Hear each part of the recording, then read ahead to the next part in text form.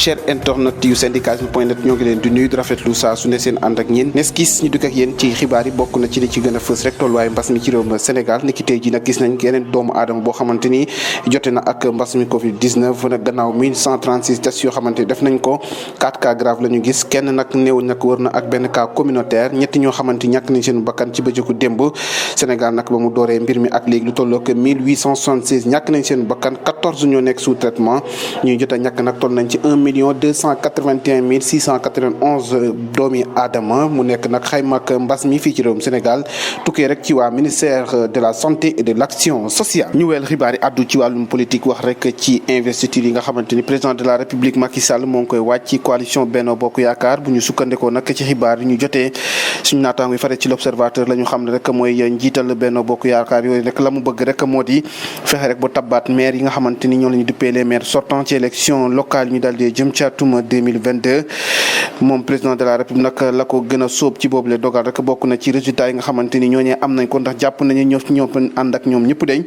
ci élection yi ñu mës a def daal ndam rek lañ cee am loolu tax nag mu bëgg leen a delloowaat ñu doon seenu candidat ci élection locale ñu jëm ci bépp gox boo xamante ni si foofee la ñu fare ba tey ci mbirum politique ak élection locale ñu jëm Pastef nag bu diwaan Ndakaaru daal di ajandi rek mbooleem activité am ci biir coalition Yewwi Askan Wi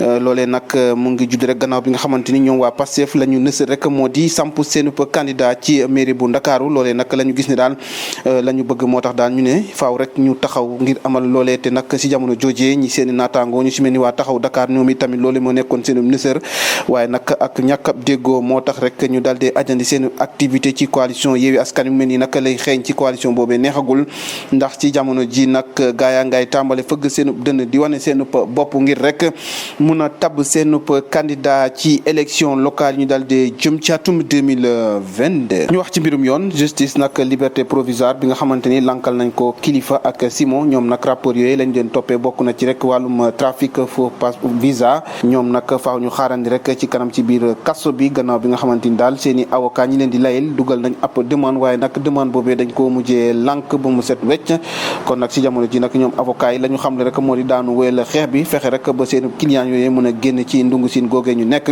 di fàtte nag lañ leen di toppee bokk na ci rek wàllum trafic visa Kilifeu ak Simon di ay rappeur nekk itam ay activiste bokk ci mouvement Y'en a marre addu bi la yoon nag wax ci mbirum aada ak cosaan FESPACO nag bay amee foofee ca Ouagadougou doomu Sénégal bi di Kouthia nag moom la ñu wax ni daal mooy meilleur humoriste d'Afrique Sénégal nag bi la yoon ñu honoré waat ko ci 27e édition festival panafricain du cinéma et de la télévision de Ouagadougou ci jamono jooje nag prix boobee ñu duppee prix nag du meilleur humoriste d'Afrique Kouthia moomee nag di célèbre artiste comédien ñu gën koo xam ci Samba Sine Kouthia nekk itam animateur foofee ca TFM Groupe Futurs Médias moom lañ dal dee jox boobule raaya foofee ca Ouagadougou jaa ngeen jëf seen internet ñu ngi leen di jaajëfal bu baax lii la ñu amoon yéen a yeggee leen ko ci xibaar dig daje ëllëg si beneen jotaay xibaar fii ak boobu ñu bàyyi leen ngeen wéy ak suñuy programme ñu yendoog jàmm